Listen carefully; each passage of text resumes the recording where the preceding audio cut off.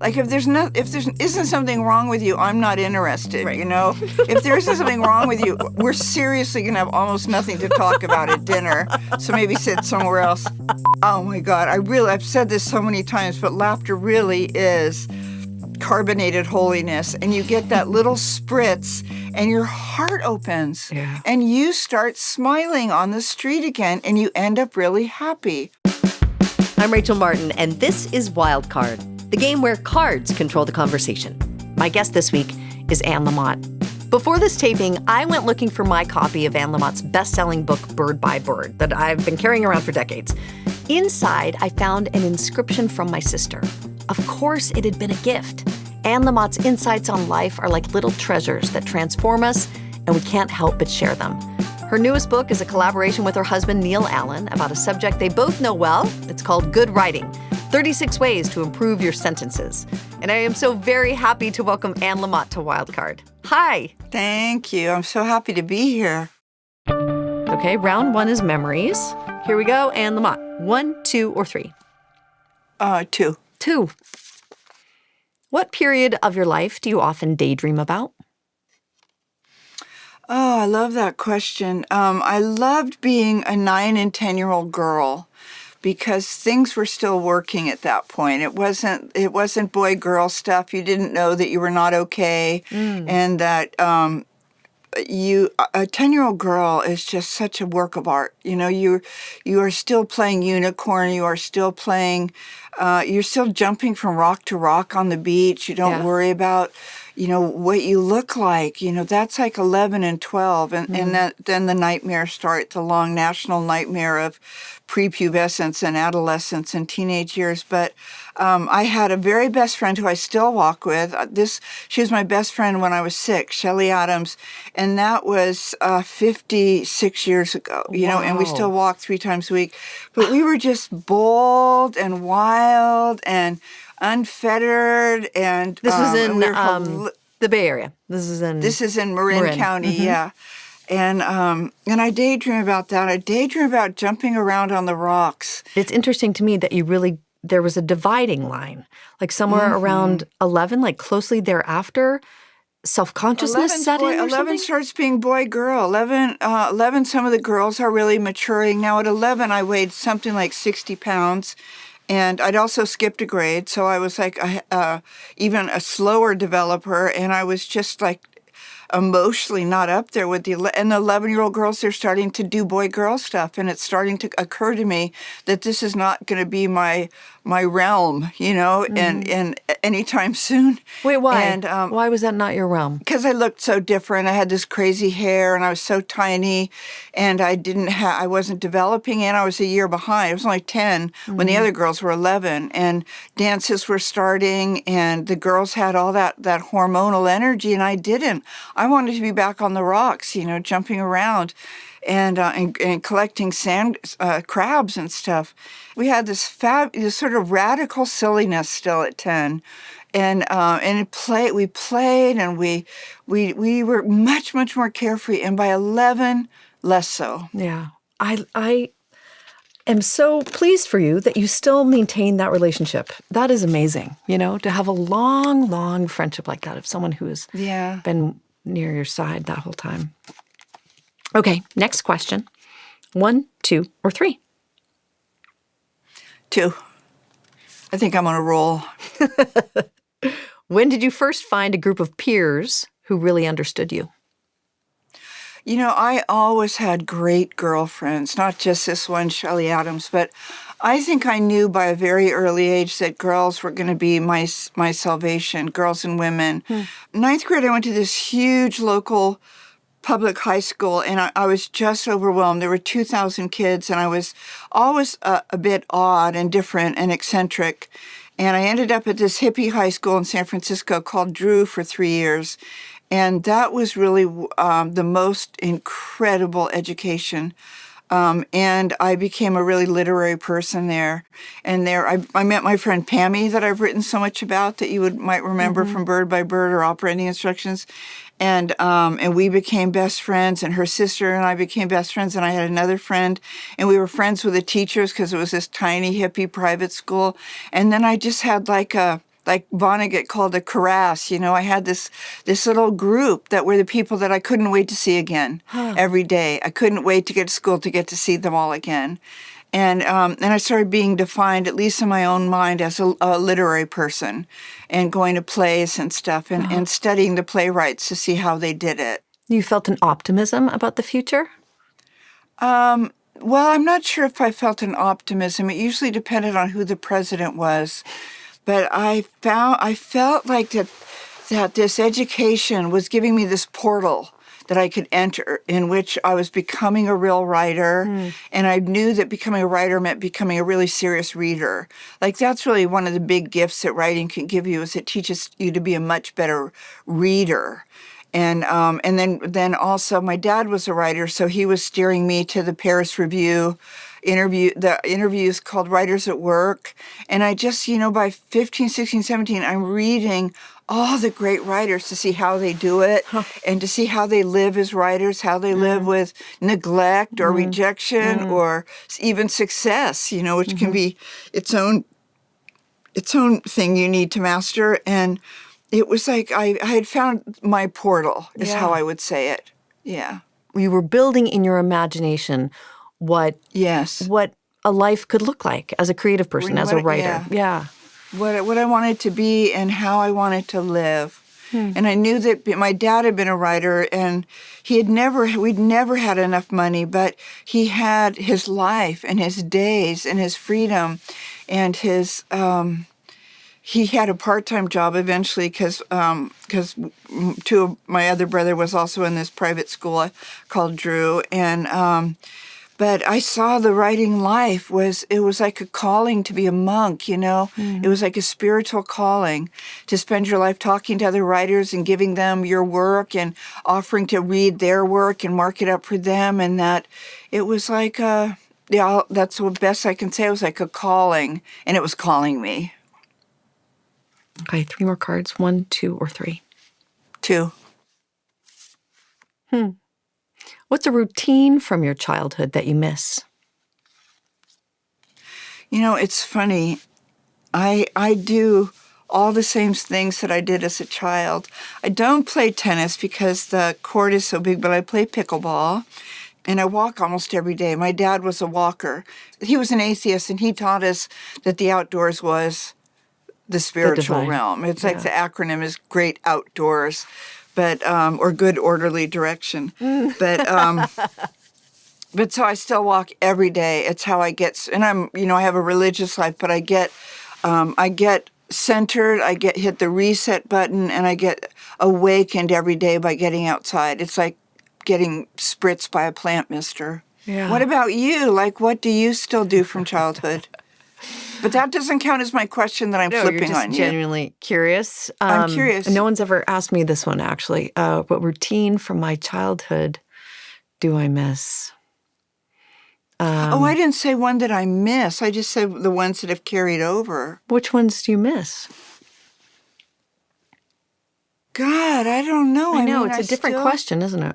I mean, when I was 4, I was an early reader, and I started reading chapter books, like, Beezus and Ramona, and then Stuart Little. Then you graduate to E.B. White and stuff. And I still live and have found salvation in chapter books. Still walk every day. I still play, and I still have a little circle of girlfriends who are the reason that I'm stable most of the time. It's funny. If I could probably write this if I sat down and thought about it, but. Yeah, memories or routines that you miss. I find mine settling on people, too. Like my mom had a beautiful voice, and so I miss her singing to me before I went to bed. Like, that's a very particular routine. I mean, she routinely did. It was part of our every single night. I wonder if you have the experience of hearing music your mother loved. My mother loved Judy Collins and Mozart, and she loved, like, Thelonious Monk. And I'll hear them, and I'll stop. Oh, yeah. And I'll go, Mom, listen. Oh, and I'll stop and really listen with her. Oh, yeah. And she's been dead for 20-plus years. Oh, yeah, for sure. That happens to me all the time. Don't you do that? Oh, yeah. She and my dad, their first date was to the movie Dr. Zhivago. And so she would sing that song to me at night. Oh, That's somewhere, my love. Yeah. Yeah. And so I That's where my mind settles when I think about routines I miss. Mm-hmm. And my imaginary friend, Nancy. I had an imaginary friend, Nancy, who lived in the fire hydrant down the block. And I used to visit her quite often, and she was cool. So that's my Okay, so we're going to pull out from this game, and we're going to talk about your book. Congratulations. Thank you. I mean, it never gets old, I imagine, or does it? You're like, another book tour. Oh, no. Well, this writing book is with my husband. It's so it was my special. first collaboration. It's really special. Oh, it's so wonderful. So he's a writer. He's a former journalist, and he's taught writing for many years, and he's developed this list of 36 tips to make your sentences better. And the book is lovely because Neal is giving you the tips and the advice, which I have to say, I write a lot for my job. They're very useful. But then you turn the page and it's like Annie's take. And so then you kind of weigh in on said rule. And most of the time you agree and you talk about what a smart rule it is and here's how you apply it to your own writing. But every once in a while you're like, I don't know, Neal, like you're being pedantic or like you're using fancy words and trying to sound smarter than you are. Yeah. Was he cool with you like nudging him a little bit? Yeah. No, he loved it. No, because I get to be cranky and I get to also have the last word. Yeah. And also he's so brilliant. I mean, I think his material is really brilliant, but it's also very welcoming. It's like you can really do this. You can start to notice when you use a cliche or how often you use the word very or actually. Take them out. Take out the tiny words, and the stuff about the most important, I think, is about finding your own voice and believing both in your writing and in the world that your voice is strong enough and good enough. Yeah. And we really only want to hear your stories in your voice. Yeah. And so, but, he's really overeducated. There is no getting around that. And I'm a dropout, And so I would come in sometimes, and he's really like a gentle professor. And then I'm like the third grade the mother who brings cupcakes for everybody's birthday, and tells all the kids, you can do it. Why don't you tell me your story and I'll write it down because I can write faster than you. And so I'm in that role throughout the book. And he's more in the role of helping you have the confidence to write harder stuff than, you don't need to write flippant or ironic stuff that you think the New York critics are going to love. They're not. They're not going to love your work. Right. Mostly they love the work of about 6 people. And so you get over caring about that. It's funny, though, you say to aspiring writers or new writers, any writer really, you have to let go of all the accolades because all the literary people, they only like 6 writers, so you got to get over it. But you and Lamont are like one of the 6. And no, I'm not. Oh, come on. I'm not. I got the worst review of my life for Somehow, which was a #1 New York Times bestseller from the New York Times. A scathing and stupid review. Well, see, that's why there was a stupid review. 3,000 miles away from Neal and Sam and everybody. So, no, I am not in the New York Literati pre-approval sales list at all by a long shot. But it doesn't matter. The thing I teach most of the writing people, the students I work with at a writing room, is that it's not what you're looking for is not out there. It's not out there. You can't get the reviewed in the New York Times or the New Yorker. You can't get to a certain place on the New York Times list and get what you think is out there. You're not going to get the self-respect, believe me, from being published. I always say you're going to be more mentally ill than you are right now because you're going to get into that desperation. You're going to get into trying to get people to like you that are never going to like you. It's so brutal. It's brutal, and so I want to teach people that the writing is where the action is. The writing, the collaborating, the writer life of reading, of studying, of sitting at the feet of the masters. It's wonderful to get published too. I mean, but you could send something off to a quarterly and get published, and it will be thrilling, and it's going to be wonderful. But it's not what you're looking for. It's an inside job. Yeah. Let me just tell you a quick story. I have a friend in recovery named Paul Williams, a great songwriter, right? And he told me about winning the Academy Award 100 years ago. It might have been for The Way We Were. I can't remember right this second because I have jet lag. But he said, I stood up at the podium receiving the statue, the highest accolade that you can achieve in the music business. It was incredible. And he said it lasted me 24 hours. Mm-hmm. Yeah, it all And then you need another flies fix. away. Yeah, it all flies away. You need another hit. Tell me about your favorite rule in the book. I've got a couple of mine, but tell me yours. Well, Neal, I want to say you said he had these 36 rules, which he gave to me on our second date. And I started immediately passing them out to the students at a writing room because they're brilliant and they reflected well on me and to know him. But I added 2. Mine was write the hard stuff. Mm-hmm. Write about loss, write about death, write about coming through on survivable loss, write about childhood, write about how we come through dark, cold times with our faculties intact, as Esme says in the great Salinger short story. Write the hard stuff. That's what readers are starved for. And, we'll pay extra if you can make it sort of funny. And my other rule was take out the boring stuff.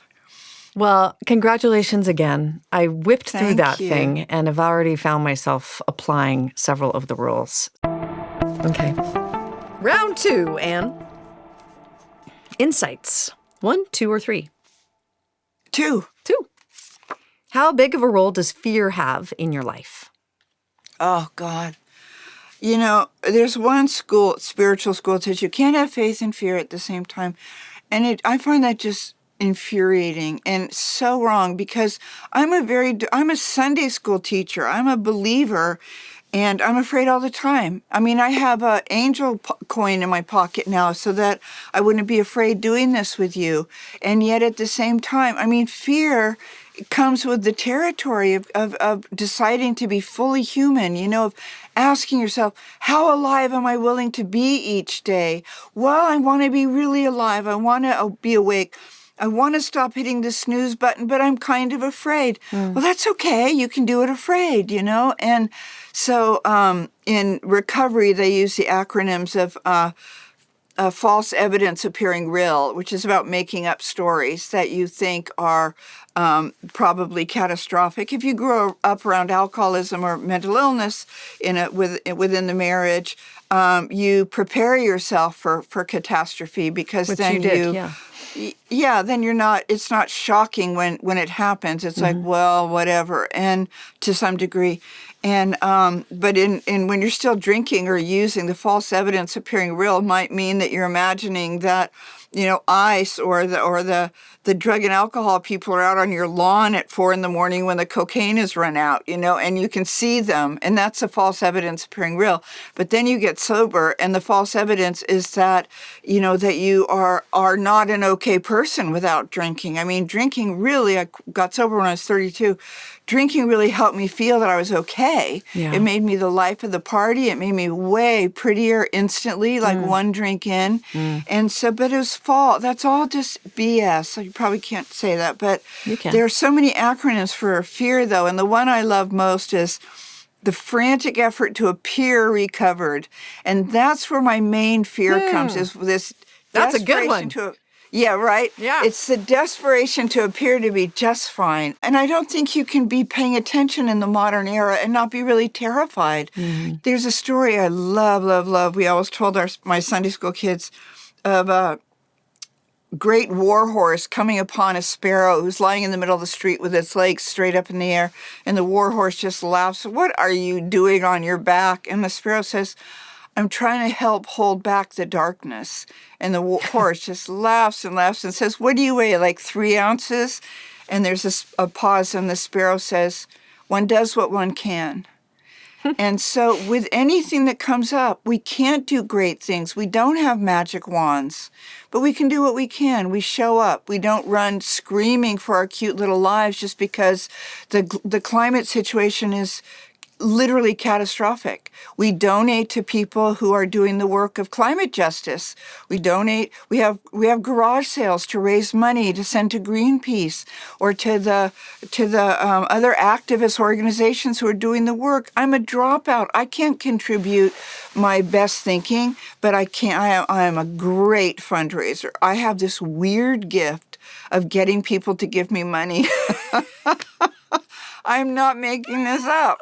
And so I get people to give me money, and then I send it off to the people who can do the work of protecting our immigrants, of getting children fed, of just the very basic causes. So, and that helps abate the fear. And that helps abate the fear. Yeah. When I don't know what to do in the face of it all, I go around my neighborhood. I wave to all my neighbors. If you want to have loving feelings, you do a bunch of loving things, and you pick up litter. And then I feel like totally happy again. That sounds about right. Next set of 3. 1, 2, or 3. Oh, I don't know. I might just go crazy this time. 1. What emotion do you understand better than all the others? Fear. I think I understand fear. I really understand a lot about where it sprang from as a teenager and growing up was from having had parents who weren't doing very well with each other. My dad drank. My mother was very heavy and had eating disorder. And when you're a child, you really need to think if your parents are unhappy that you're the problem, because otherwise you have no control, right? If you're the problem, because I was hypersensitive, or you would say hypersensitive, I was just sensitive. I'd see the cover of the National Geographic and the little kids on it with flies on their faces, and I'd cry. And my mom, who was from England, from Liverpool, go, "Oh, Annie, for God's sake, now what?" You know, the appropriate response was to do what I was doing, but I was shamed into having feelings. And so I took on my parents' problems so that I could have a sense of all I had to do then was to be better, need less, and not have the feelings I was feeling. And then you would fix them. And that would fix them. There'd be Reaganomic trickle down, you know. My husband's last book was called, oh my God, my mind, Better Days, because he has all these clients and he teaches them about the inner critic, which Freud called the superego. And it's that little voice you start hearing at 5 and 6 and 7 that says, don't try that, don't do that, you'll get in trouble. Now, the thing is that your inner critic kept you alive. Right? It kept you from running out into the street. It kept you from swimming out too far. But and Neal's clients end every session with thanking their inner critic for keeping them alive. But I happen to have excellent traffic safety protocols, you know, built in at this point. And I will still hear the inner critic say, don't write that. That's not going to go over well. Or it'll say, oh, Annie, talk about beating a dead horse. Or boy, has the well run dry. And what he does with his clients and his wife is to identify it and to say, oh, it's you. It's my inner critic. It kept me alive. It's not the truth. It's not the reality of who I am as a woman or a writer. It's my inner critic. It's a very misguided effort to keep me from embarrassing myself publicly and therefore embarrassing the family. And so I learned to start saying, oh, it's you when the fear comes up, because I'm really safe in the world. You know, I'm loved, and I grew up to be a woman who is who has a very strong core, a very strong sense, a lot of the time of my own value, a lot of the time of my own beingness, and that I'm good to go. And it's just one day at a time. And then I'll hear this voice. You know, when I leave here, I'm going to think, oh, you meant to say this or that.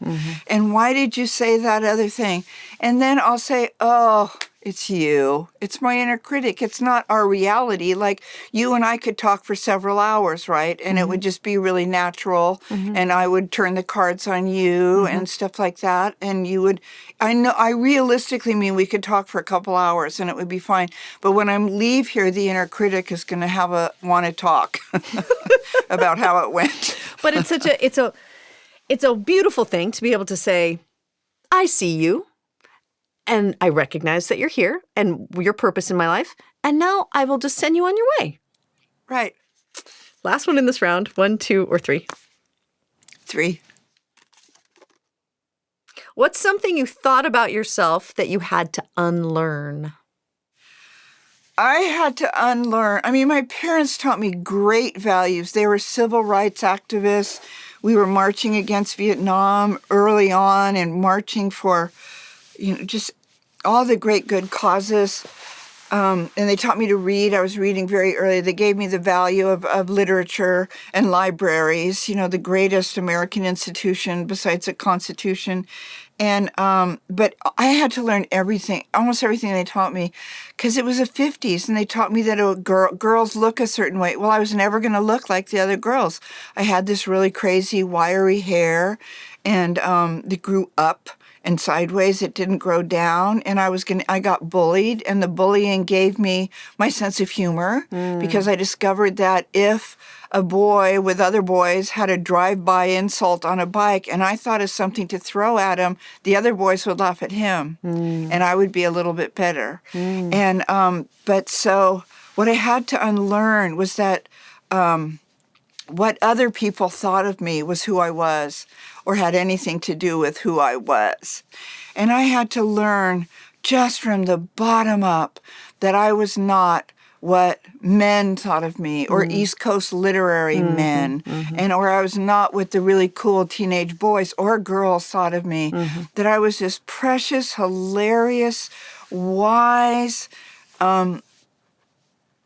girl and then woman who was kind and generous and kind of a mess like we all are. Like if there isn't something wrong with you, I'm not interested, Right. If there isn't something wrong with you, we're seriously going to have almost nothing to talk about at dinner. So maybe sit somewhere else. So, and I had to learn that was what it meant to be human, was to be real and to be vulnerable and to be who you actually were instead of who you always agreed to be because you got good grades. For sure. I love that old Anais Nin quote, and I'll probably get it wrong, but something about how one day the grief of staying in bed was just too big, and she just took the chance of what it would be like to bloom. Oh, my gosh. Oh, God. Sorry. Now I need to find it because I want to read it out loud. Okay, let's read It's like it. there came a day, well, I don't know. Okay, I found it. Okay, good. And the day came when the risk to remain tight in a bud was more painful than the risk it took to blossom. Yeah. That's lovely. Yeah. Yeah, I mean, there's a point at which, in recovery, we always say the willingness comes from the pain. The willingness to stop drinking, obviously, or using or shopping or whatever comes from the pain that you're creating, the mental pain. And you get to that point where you just go, this has just got to stop. I don't know what my future will look like. I don't know who I will be without this, but this has got to stop. And at some point, you realize you're about to step into a shape that has been waiting for you all along. And it's kind of scary because you don't have an owner's manual that goes with it, you know? You got the owner's manual as a child that when you do this, it really pleases the adults and the teachers and your classmates and the whole world. And you're going, well, that was me then, but this is going to be now. Yeah. This is going to be me now, and it's going to be a little different, but it's still me. Yes. Still me. It's finally me. Okay, last round. Beliefs. 1, 2, or 3? 3. 3. What's an answer you've stopped searching for? Oh, what does it all mean? What's it all about, Alfie? It's about, I know what it's all about. It's somehow all about the present moment. The address of the meaning is in the present moment. The address of the meaning is in the heart. And, the heart cave, and not in my head. I've learned that figure it out is not a good slogan. I'm a 5-year-old child with a slide ruler, and I got a lot of attention for that. And that was not what the meaning of life was. The meaning of life was hiking with my dad. Mm-hmm. The meaning of life was my dad's love and my brothers and my mom and our uncles and aunts, and we all lived in the same county. And the meaning of life is each breath, each precious breath that we wake up and we're still alive. I mean, it's actually kind of a miracle. And the meaning of life is love. I mean, I wrote a whole book about it. It's about being people with warm hearts and vulnerable hearts and gentle hearts. You know that when you go from being clenched and clutching and clinging and and scared to death about what's going to happen next. And the plates of the earth shift somehow. Maybe somebody does something really sweet for you, or the checker at the marketplace calls you sweetie pie or something like that, and you start to laugh. Oh my God, I've said this so many times, but laughter really is carbonated holiness, and you get that little spritz and your heart opens and you start smiling on the street again and you end up really happy. So I don't know what the meta meaning of life is, but I know the meaning of life is tied up with love, and it's tied up with breath, it's tied up with the present moment, and it's tied up with you, and it's tied up with me. Yeah. The end. The end. Okay. This one, I just noticed I wrote upside down, so that's on me. Maybe that's a sign. Maybe it's a sign. Okay. 1, 2, or 3. I want the one that was upside down. Come on, you knew that. Okay, good. I'm secretly glad, because I don't think this has ever come up with anyone. Is there?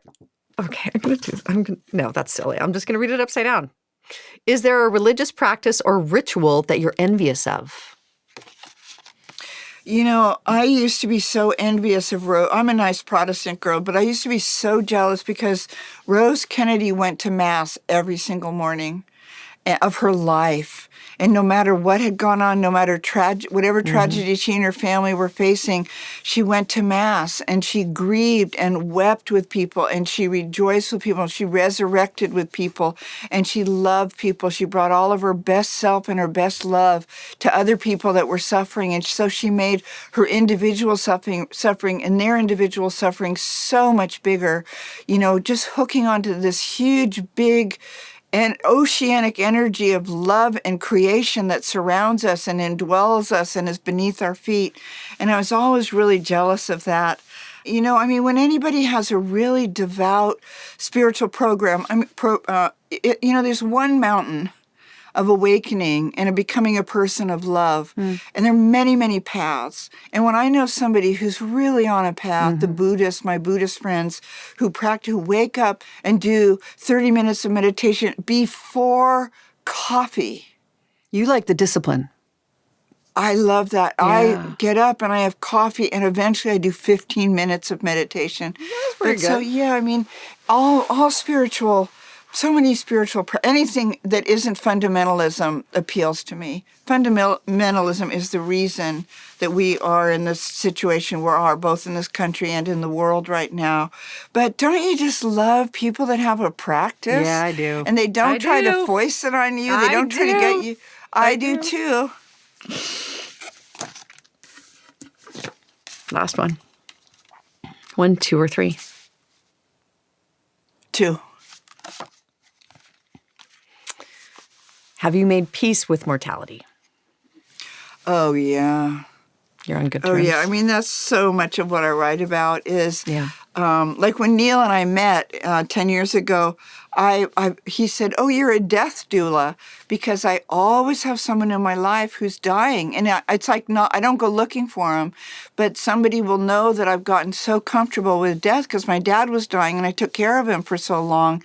And then my best friend Pammy died. I got sick when I was 36 and died when we were both 37. And I just learned how to be with people that are dying. Her doctor said to me, "Annie, watch how she's living right now because she's teaching you how to live.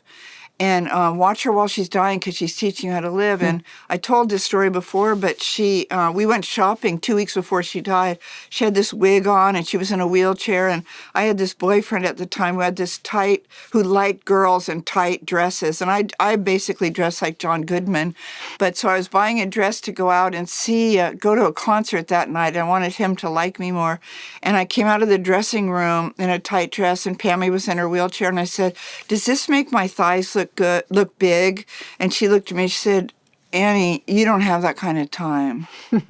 And that was when mortality moved in very close and said, "Make peace with this, you know. It's true, we're all on borrowed time, and it's good to be reminded of that every so often." And after Pammy died, I was naturally there for people. My mom was alive. Our parents' friends were still alive. And growing up, I was really close to my parents' friends. They were all aunts and uncles, and I saw them through death. And my husband, at the time, my new hostage that I'd found at our time, which is matched for older people, he was a volunteer for hospice. So that was something in our Venn diagram that we both knew that if you could spend time with people who were dying, it was this incredible gift because you saw that there was going to be so much grace and beauty in the process. It was not going to be hard, that you were only called to sit there and deal with your own fear and give whatever the person needed, which was usually a listening ear. And people, 100% of the time, the people I've been with, which is many, many people who were dying, they're not thinking about their achievements. They're not thinking about their sales rank at Amazon. They're thinking about the love memories. They're thinking about questions that would be on your cards, on your wild cards. They're thinking about all the beauty that they saw both in Switzerland and down the street at the little memorial park for the founder of the town or whatever. They're thinking about how deeply they're loved. And I can tell you that they feel safe because of that love. And so I just assume Neal's different. He says, when I'm towards the end or when I'm terminal, I want to experience it every step of the way. I want to experience the pain. And I said, oh, no. You don't want that. I want the morphine at the first bad headache.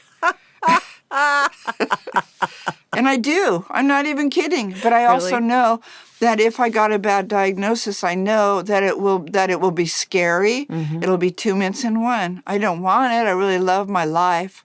I love my family. I love the cat. I'm practically more than anything. I love Jesus and the cat about the same. And but again, love and fear. Love and fear. But I know I'll be safe. Yeah. I know it will be gentle. And I know that it was always part of the deal. Shakespeare said every man owes God a death. And so, no, I'm not. Are you very afraid of your own mortality? You're so much younger. Yeah. I have young kids. So it's less that they ruin everything. Don't they, though? Oh, God. Before you have kids, you kind of think, hit me with your best shot. I've lived fully, whatever. Then you have a kid, and you're like, please, help me, help. Oh, please, no. Just this one thing. I know, and they're young, and I was older when I had them. And so they always do, like, mom math, which is always depressing. They're like, okay, if mom's going to have a grandchild, then I need to procreate by the time I'm, 32. Yeah. And that bums me out when they do that. And so, but it is just the way it is. It is the way it is.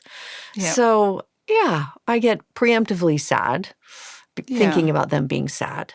But that's back to the acronym for fear of false evidence appearing real. Yeah. Like you're imagining, like the evidence is, oh my God, if I die, my kids' lives will be ruined. They'll never get over it. If I die when they're in 20, they aren't fully formed. Their prefrontal cortex, it's all false evidence appearing real. Yeah. What's true and real is how you love them right now, how desperately they love you. And they'll be fine, and I know they'll be fine because my mom died, and I was very sad, and then I was okay. And it goes on. Yeah. It goes on. It's a song that never ends. Yeah. Yeah. And Lamont, we end our show the same way every time, with a trip in our memory time machine. In the time machine, you revisit one moment from your past. It's not a moment you want to change anything about. It's just a moment you'd like to linger in a little longer. What moment do you choose?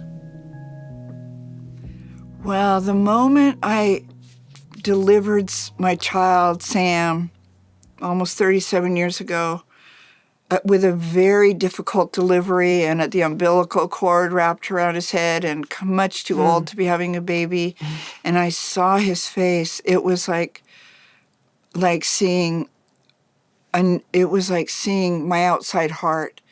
And I understood that my life had just begun, and I understood that I was doomed. And I wrote about it a lot in operating instructions, but it was really literally like seeing the moon for the first time. It was beyond words, and I had given up.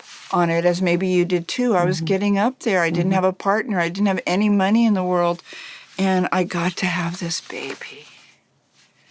And then this baby grew up and had a baby when he was 19. And when I first laid eyes on my grandson, Jax, I thought I would faint.